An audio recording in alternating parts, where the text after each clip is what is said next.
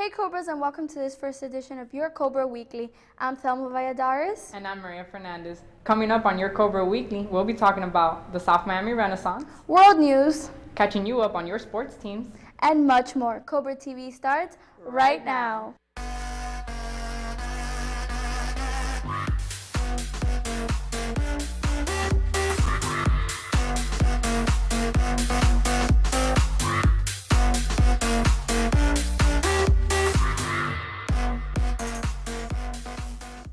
This year, many Cobras have decided to bring back some old traditions, like the Serpent's Tail and Coffee House. Let's pass it over to Kevin Diaz, where he'll go a little more in depth on these old school traditions.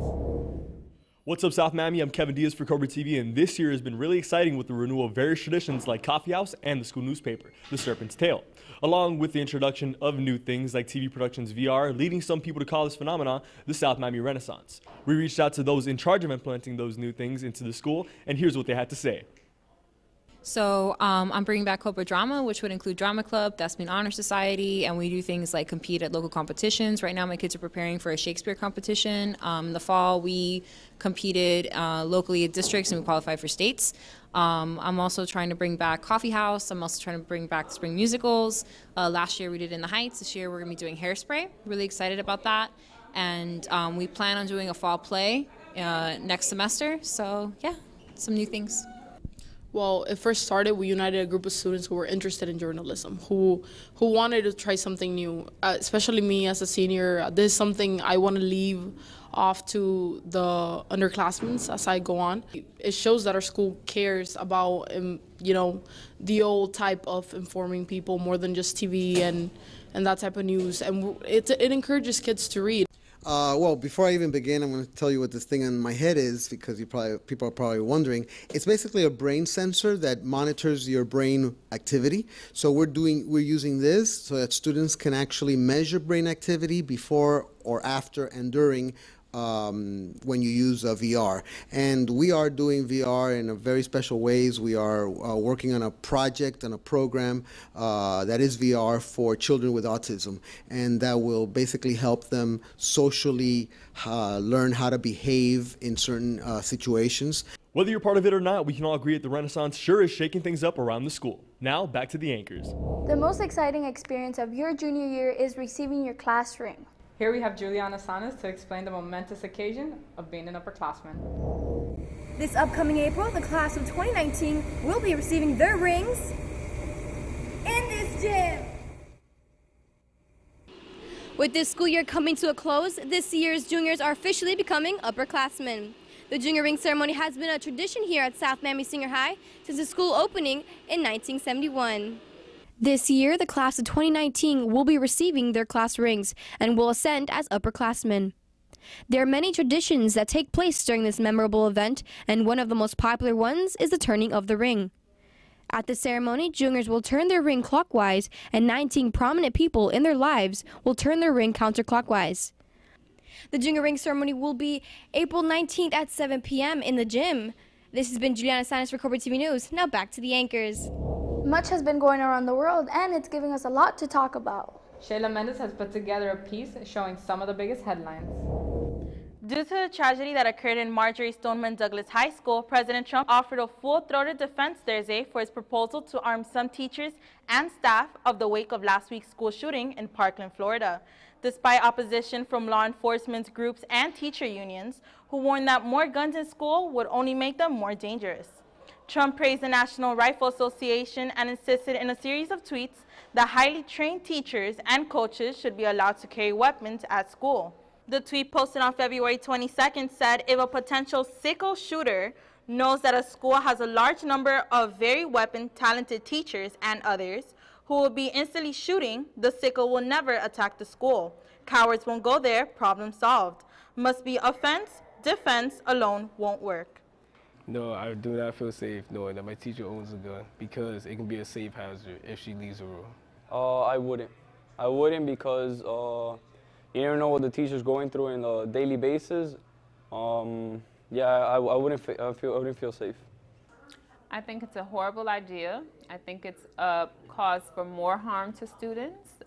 More guns in the facility is a bad idea. And personally, as a parent, I would not feel comfortable with my student being in a school with 20 to 40% of the teachers having guns.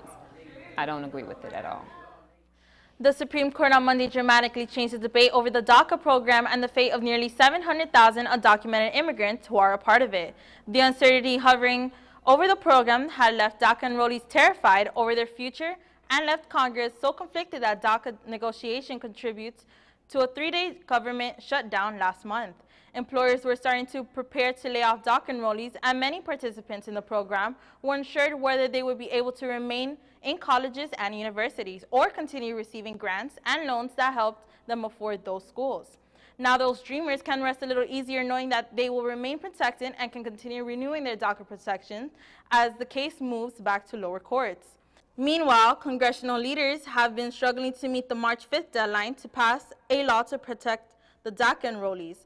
Now, Congress has far more time to find that compromise. Immigration advocacy groups warned, however, that Congress should not forget about the DACA issues as they focus on gun violence and upcoming November elections. This has been Shayla Mendez reporting from Cobra TV News. Now let's pass it over to Philip Fraga with your sports news. Good afternoon, Cobras. This is Philip Fraga reporting for your Cobra TV News. I'm here inside South Miami's basketball gym where South Miami played Southwest in the regional semifinals. Here are some of the highlights of that game.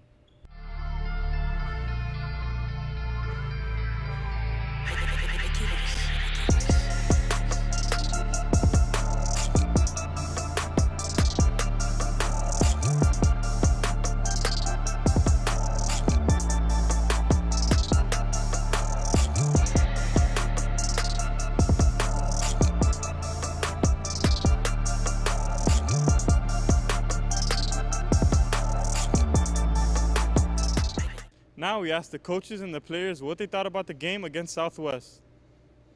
How do you guys think you performed last night versus Southwest? Playing a team 4 times is always tough, but I feel like we did a good job defensively. They only scored 33 points, so we did a really good job with that. Offensively was a bit of a struggle, but we got the win, which is the most important part. Being able to go to the regional finals for the past 6 years, what are some of the obstacles or some of the ways you guys prepare for this big game? One of the main things that we always do to prepare for these games are getting film of the other team however we can.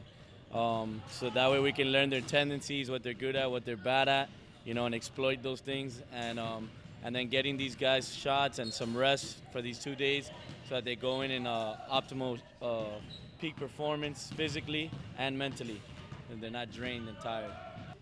What are some of the obstacles you and your team face this season? Adversity and finishing out games. This playoff run, we have overcome adversity, and we finished our playoff games by beating people by 18 or more. Let's wish our Cobra basketball team good luck on the road to states. With only 55 school days left until graduation, seniors here at South Miami have been experiencing an epidemic. And it's slowly making its way to every senior.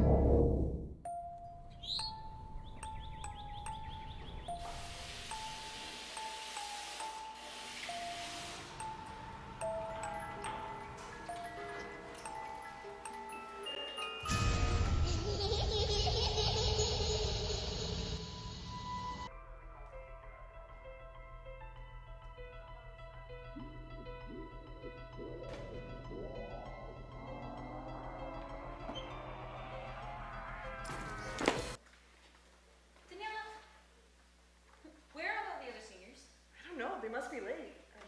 I didn't see them. There's no one here. Oh my god. Danielle. Oh my god. It's senioritis. Run!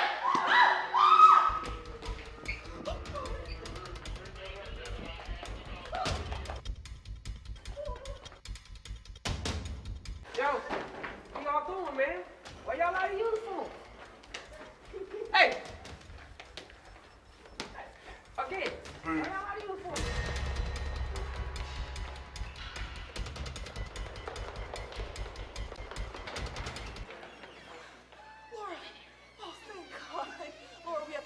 Everyone's infected with senioritis, and we have so much work to do. Laura? Oh, God. With everything going on here in school, Timothy Valdez is here to bring you your school announcements. Good afternoon, students. This is Timothy Valdez with Cobra TV News, here to give you your weekly announcements. Various colleges came to South Miami last Monday to provide information for college and university. Universities like Oregon, St. Thomas, USF, and FSU came to provide useful information. The SAT will be held March 20 and 21st in the school's gym. Make sure to have a well-balanced breakfast and a good night's rest to prepare for the test. Students who have PE, there will be CPR training in the gym March 9th Friday and March 12th Monday. The blood drive is coming March 22nd and will be held in the auditorium. Make sure you are 18 years or older to donate. If not, you would need parent permission. NHS will be having a meeting after school next week, March 5th. All meetings are mandatory, so please attend. This has been Timothy Valdez signing off. Well, Cobras, it's been real this week. We hope you like this new spin in Cobra TV News. I'm Maria Fernandez. And I'm Thelma Valladares. Y Cobra TV está dura. Wait, I got a message.